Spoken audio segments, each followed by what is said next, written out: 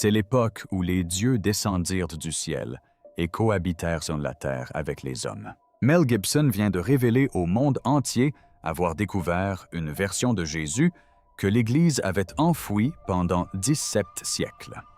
Il ne s'agit ni d'une théorie ni d'un complot. C'est un véritable manuscrit conservé dans un monastère éthiopien si isolé qu'on ne pouvait y accéder qu'à la corde.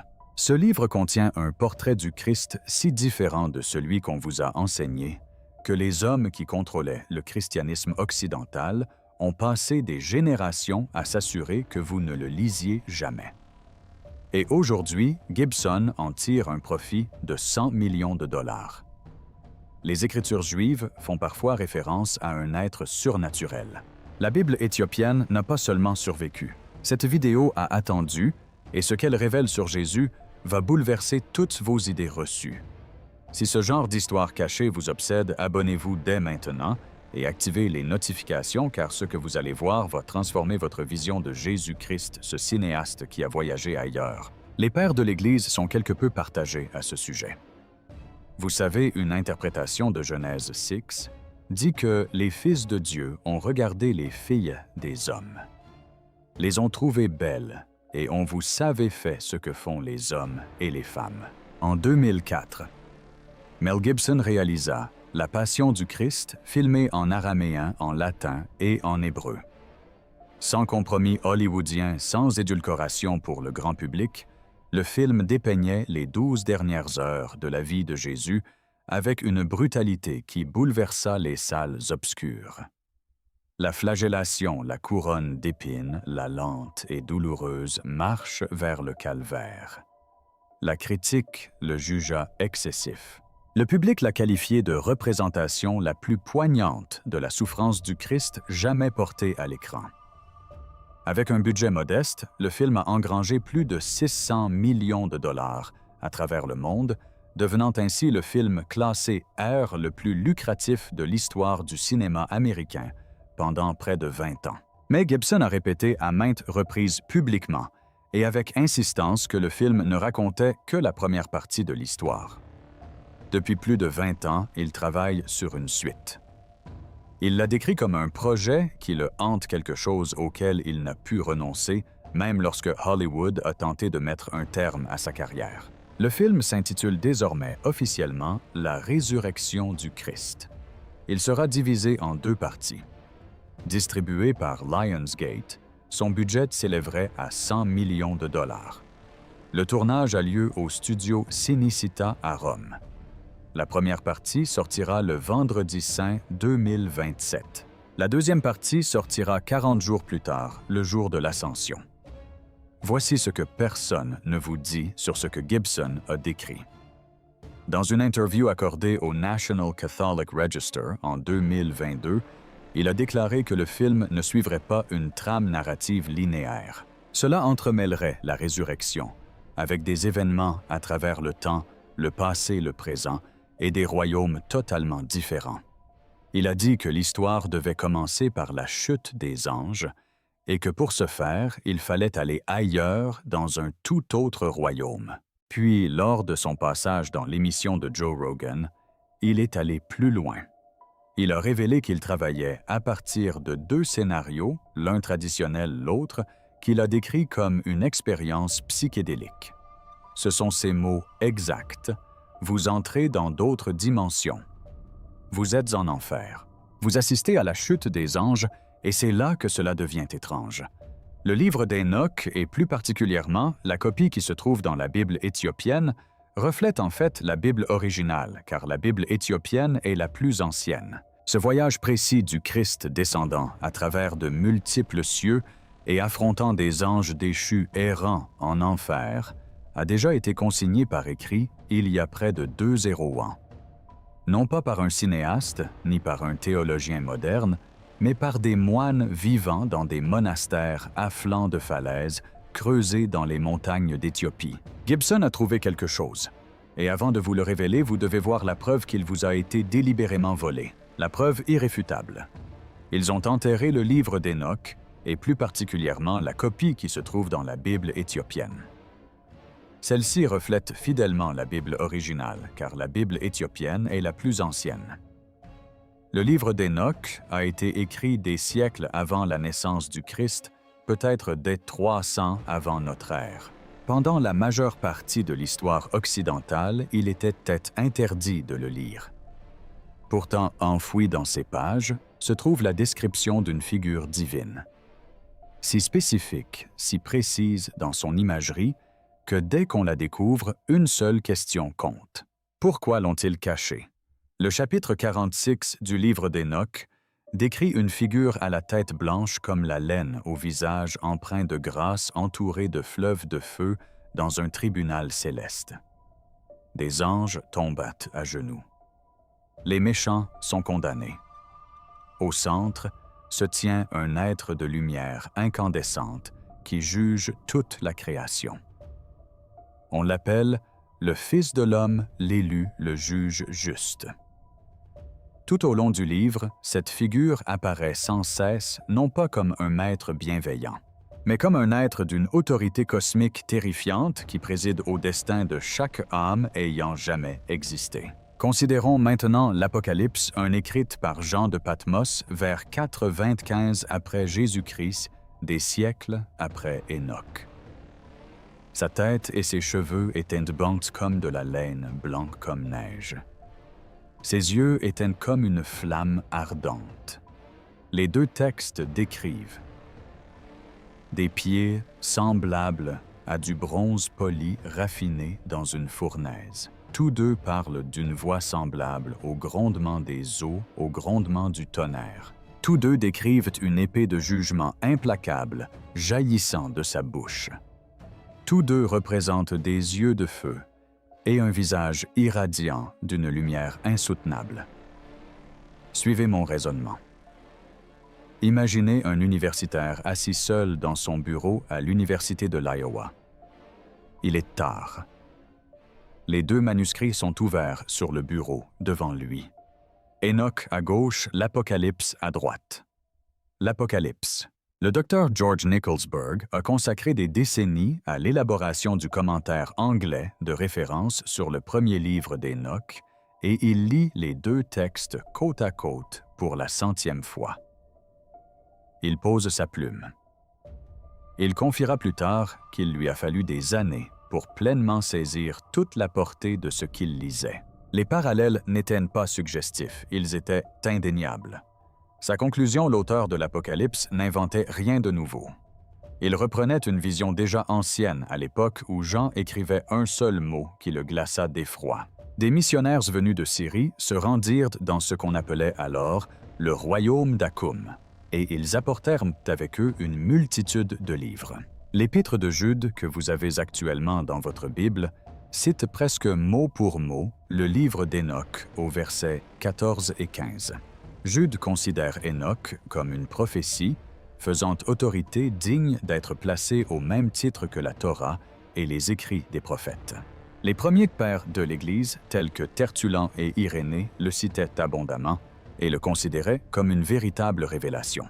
Les érudits qui ont étudié la période du Second Temple confirment qu'il était largement lu, non pas obscur ni marginal, mais bien intégré au monde religieux, même dans lequel le Nouveau Testament a vu le jour. Les auteurs du Nouveau Testament connaissaient le livre d'Hénoch. Ils le citaient et le considéraient comme une écriture sainte. Puis, 3 siècles plus tard, des hommes puissants décidèrent d'en interdire la lecture. En 363, après Jésus-Christ, le concile de Laodicée le rejeta officiellement. Des copies furent détruites. Le texte fut jugé dangereux, trop dangereux pour les croyants ordinaires. Telle était la position officielle. Toutes les copies ne furent pas saisies. Et ce qui a survécu va bien au-delà d'une simple description physique du Christ. Cela réécrit toute l'histoire de qui il était et de ce qu'il était venu accomplir. Mais voici ce que personne ne vous dit sur la façon dont tout cela a pu survivre les moines qui ont tout sauvé. Des missionnaires syriens se sont rendus dans ce qu'on appelait alors le royaume d'Aksum et ils ont apporté avec eux une multitude de textes. Gibson a décrit son film comme la redécouverte d'un trésor ancien, délibérément enfoui. Il a raison. L'endroit où elle fut cachée à ceux qui tentaient de l'enterrer est l'un des plus reculés de la planète. L'Église orthodoxe éthiopienne trouve ses origines au IVe siècle sous le règne du roi Ahana d'Aksum, faisant de l'Éthiopie l'une des plus anciennes nations chrétiennes au monde. Ces écritures furent conservées en gaélique, une ancienne langue sacrée, devenue une tradition littéraire chrétienne, avant que le latin ou le grec ne s'impose dans la foi. Lorsque l'expansion islamique a déferlé sur l'Afrique du Nord au 7e siècle, l'Éthiopie est devenue une île chrétienne. Isolée, encerclée, coupée des conseils, des décrets, des autodafés. Cet isolement a tout sauvé. Haut perché dans les monts, tigres dans des monastères creusés à flanc de falaise accessibles uniquement à l'aide de cordes et à main nues, les moines ont perpétué la tradition de la copie génération après génération. Enoch participe au débat juif qui s'efforce d'approfondir cette question. Siècle après siècle, dans des pièces obscures éclairées par des lampes à huile, on utilisait une encre composée de minéraux et de plantes et du parchemin fait de peaux d'animaux. Chaque manuscrit prenait des mois, parfois des années. Il persévérait, car ce qu'il préservait était une révélation divine, non des livres interdits, ni des idées dangereuses. La vérité telle qu'ils l'avaient toujours connue. Et voici la preuve de ce qu'ils ont sauvé. Imaginez un historien d'art français pénétrant pour la première fois dans un monastère de montagne isolé, un lieu totalement inconnu du monde occidental. Jack Mercer s'était rendu en Éthiopie. Il était chargé de documenter les premiers manuscrits chrétiens, et il n'était pas préparé à ce qu'il a découvert.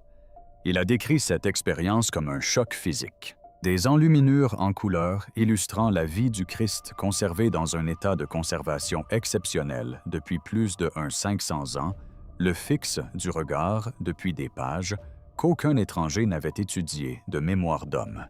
Les évangiles de Germa, datés au carbone 14, par une équipe de l'Université d'Oxford entre 330 et 660 après Jésus-Christ, figurent parmi les plus anciens manuscrits chrétiens enluminés connus à ce jour. La Bible éthiopienne compte jusqu'à 88 livres contre 66 pour la Bible protestante et 73 pour la version catholique. Il ne s'agit pas de notes de bas de page, mais de textes entiers. Le livre d'Enoch, le livre des Jubilés, l'Ascension d'Isaïe, le livre de l'Alliance. Des écritures complètes uniques au monde. Des écrits que les premiers chrétiens lisaient, citaient et considéraient comme sacrés, jusqu'à ce que des hommes influents réunis en conseil jugent qu'ils étaient trop dangereux pour être laissés entre de simples mains. Et ce que ces textes disent de Jésus est totalement différent de ce qu'on vous a raconté. Le Christ qu'on ne voulait pas que vous connaissiez, Enoch, fait partie intégrante du discours juif. J'essaie d'éclaircir ce point. Gibson a décrit le Christ qu'il imagine pour 2027 comme une figure inédite à l'écran.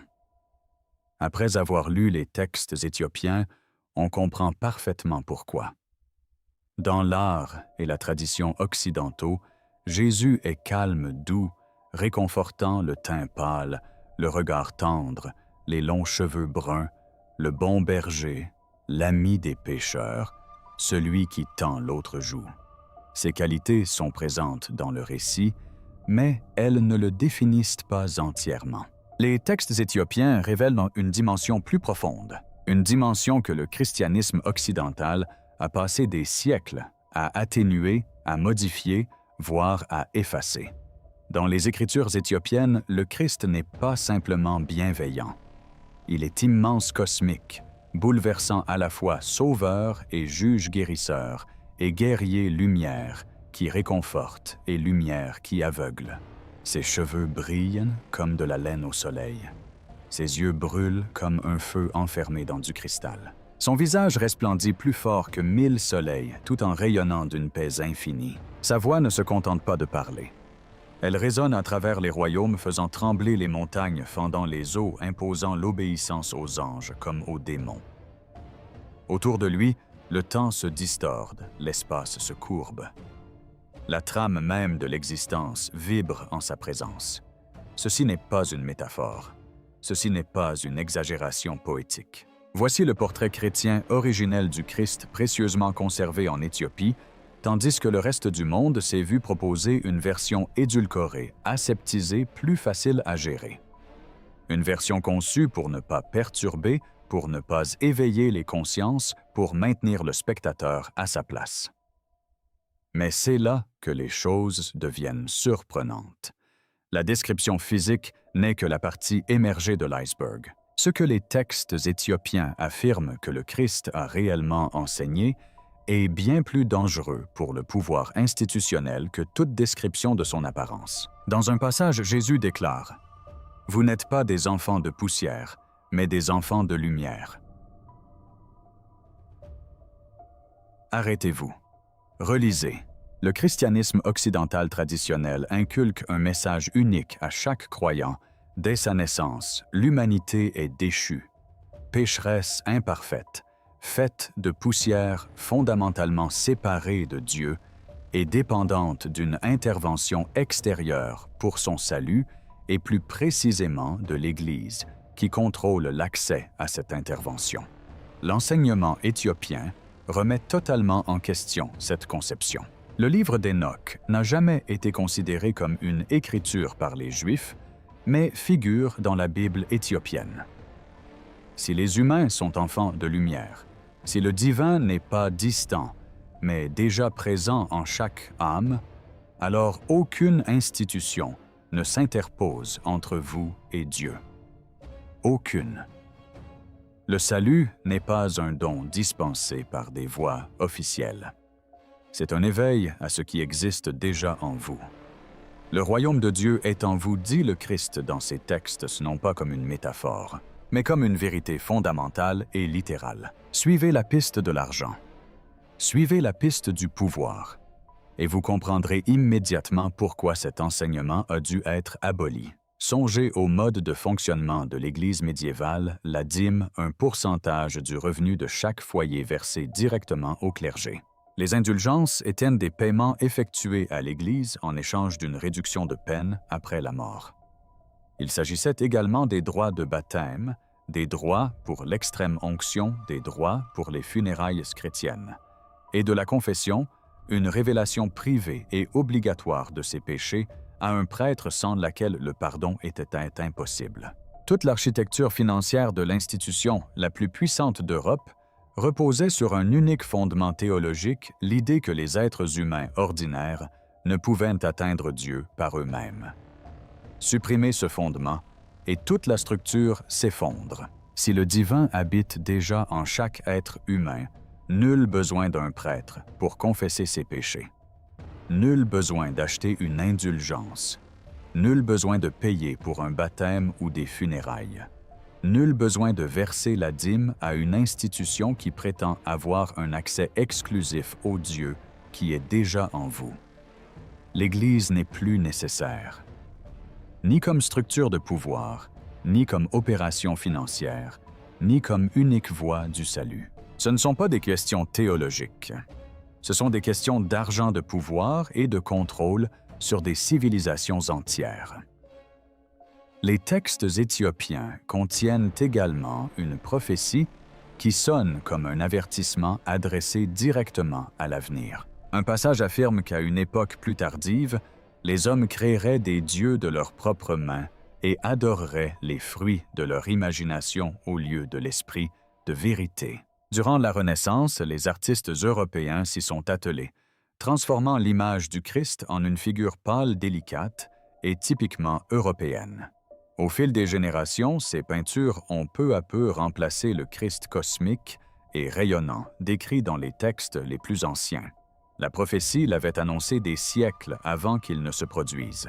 C'est précisément pour cette raison que le concile de Laodicée a rejeté le livre d'Hénoch en l'an 1500.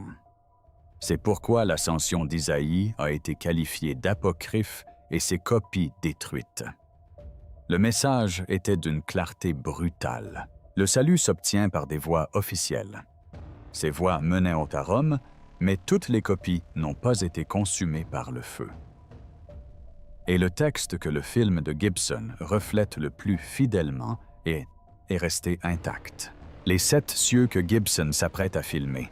Le livre d'Hénoch n'a jamais été considéré comme une écriture par les Juifs, mais il figure dans la Bible éthiopienne. Lorsque Gibson a confié à Joe Rogan son désir de montrer le Christ traversant d'autres royaumes, assistant à la chute des anges et à sa descente aux enfers, il décrivait un voyage dont l'ascension d'Isaïe avait déjà été minutieusement relatée près de 200 ans auparavant. Il s'agit d'un sujet exclusif à Gibson. Aucun autre cinéaste n'a encore exploité ce matériau. L'ascension d'Isaïe remonte à la fin du 1er siècle ou au début du 2e siècle, ce qui la rend contemporaine de certaines parties du Nouveau Testament. Il emmène le prophète Isaïe dans un voyage guidé à travers 7 niveaux distincts du ciel. Non pas une vague métaphore spirituelle, mais une description architecturale, structurée, des royaumes cosmiques chacun avec ses propres êtres, ses propres lois de la réalité, sa propre proximité avec le divin. Dans le 1er ciel, les anges veillent sur la terre. Les Écritures juives font parfois référence à des êtres surnaturels. Dans le 2e chapitre, les mouvements des étoiles et des corps célestes sont décrits. Dans le 3e, Isaïe contemple le paradis lui-même, y compris l'arbre de vie. Il franchit des portes de feu vivant, marche sur des sols de lumière stellaire cristallisés et découvre une architecture non de pierre, mais d'énergie pure. Au 6e ciel, Isaïe s'effondre. La splendeur des êtres qui s'y trouvent est trop forte pour un corps humain. Et pourtant même leur gloire n'est qu'un reflet de quelque chose d'infiniment plus grand qui attend au-dessus. Puis vient le 7e ciel, un royaume auquel aucun être créé ne pourrait survivre par nature. Isaïe contemple le bien-aimé figure d'une autorité rayonnante prêt à s'incarner. Et c'est là que le texte devient stupéfiant. Il décrit la descente du Christ avec une précision extraordinaire. Il ne tombe pas simplement du ciel sur la terre. À chaque niveau, il voile délibérément sa propre divinité afin que les êtres présents puissent le percevoir. Au 6e ciel, il apparaît comme un être du 6e ordre. Au 5e, comme l'un des 5e, son éclat s'estompe à chaque étape. Non pas parce que son pouvoir s'affaiblit, mais parce qu'il choisit de le contenir. Couche après couche, il s'enveloppe de l'imitation. L'infini se comprime dans le fini. Ceci n'est pas un accident. Ceci n'est pas une chute. Ceci est un acte chirurgical de dissimulation de soi, perpétré par l'être le plus puissant qui soit. Exécuté niveau par niveau, à travers de multiples dimensions, avec une intentionnalité totale. À chaque étape de sa descente, il choisit de se faire plus petit. Non pas par obligation, mais parce que la mission l'exige. Lorsqu'il arrive à Bethléem sous la forme d'un nourrisson, même les anges inférieurs ne voient qu'un enfant ignorant tout de la présence cosmique qui se cache dans ce petit corps fragile. Seul Dieu le Père et le Saint-Esprit reconnaissent sa véritable nature. Tous les autres êtres de la création ont été trompés, non par malice, mais par l'immensité de son sacrifice. Suivez-moi bien, car la crucifixion dans ce contexte n'est pas celle décrite par le christianisme occidental. C'est une rupture cosmique, la source même de la vie. L'être dont la parole soutient chaque atome de la création à chaque instant est en train de mourir. Non pas au sens figuré, mais au sens propre.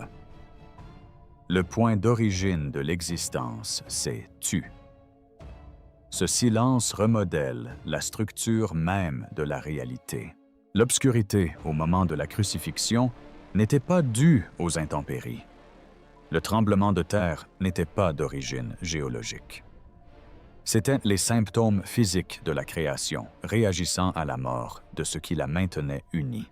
L'univers entier a enregistré ce qui s'était passé, car l'univers entier avait été construit par l'être qui venait de cesser de respirer. Puis la résurrection, non pas un corps qui revient à la vie. L'être le plus puissant qui soit recouvre toute sa gloire infinie après avoir volontairement confiné ce pouvoir dans une chair humaine.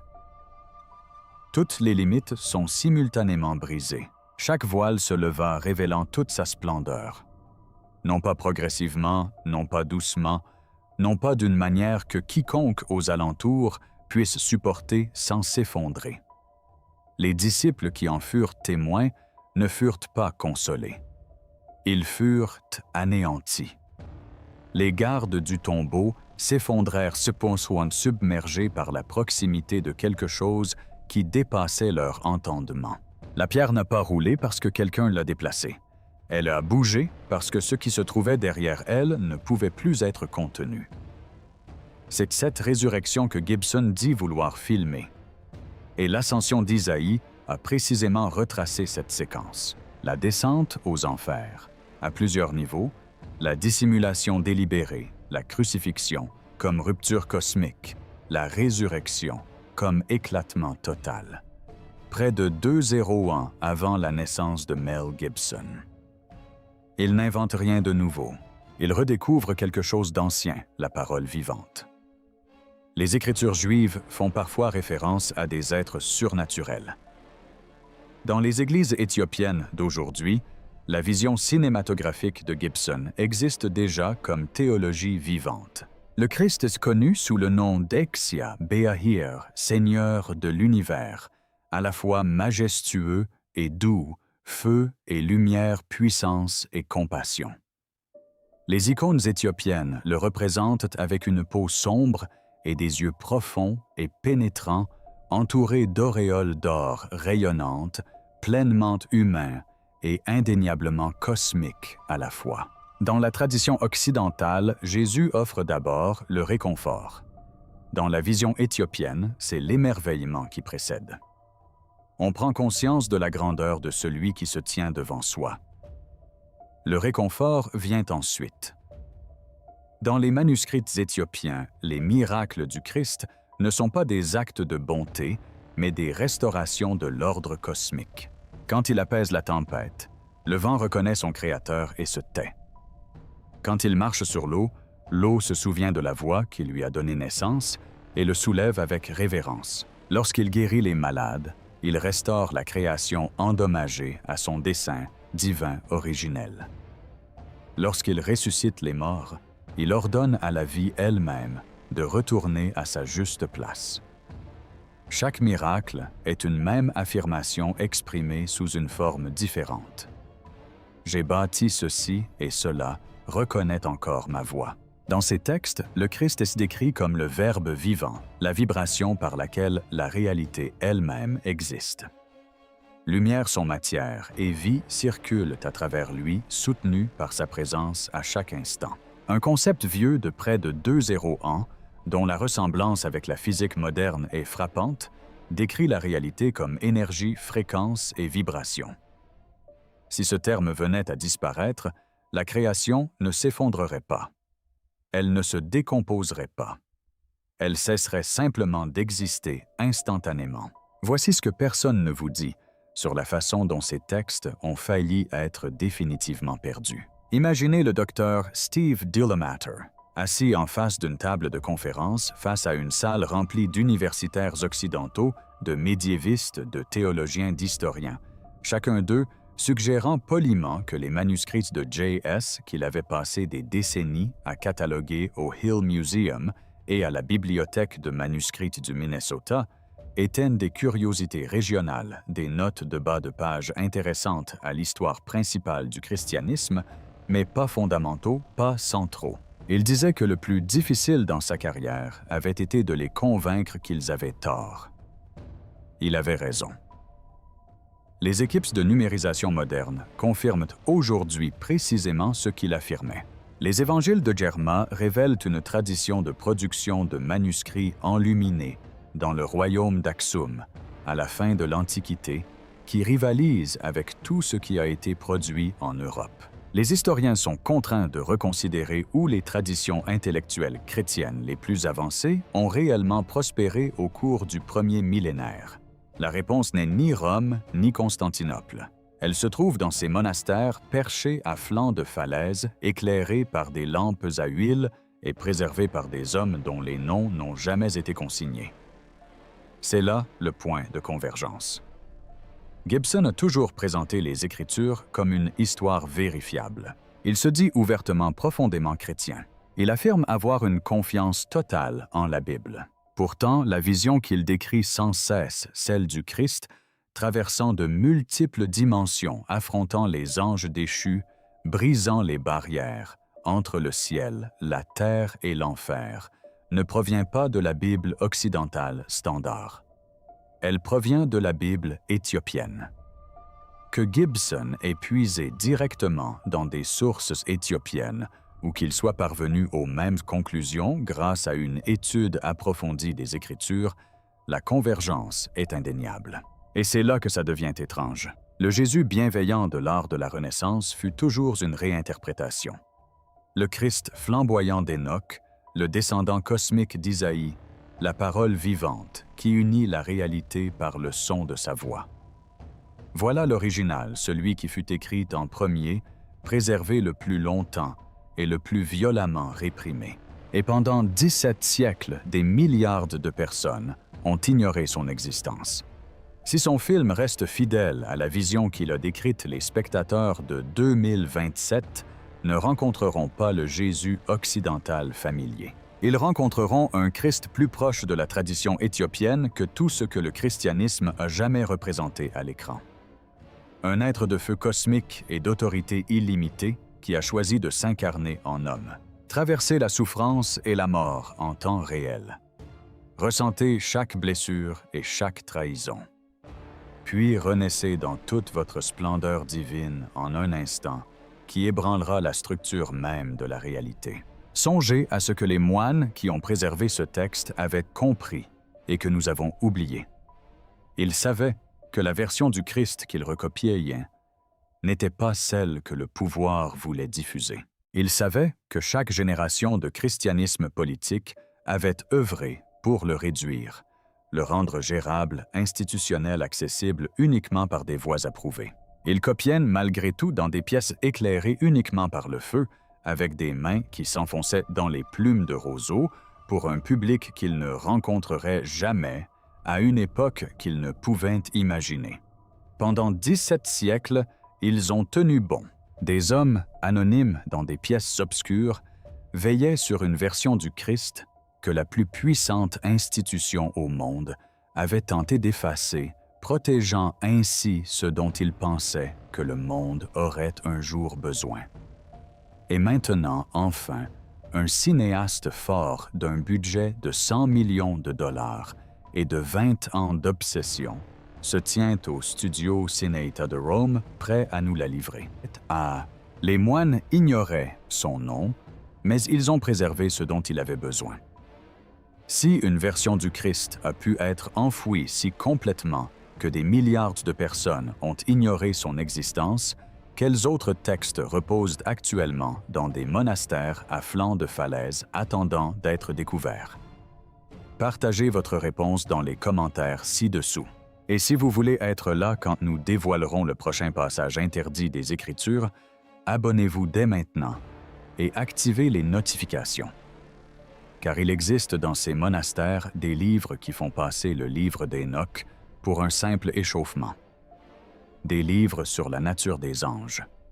Des livres sur ce qui existait avant le déluge. Des livres qui décrivent des événements qui ne se sont pas encore produits.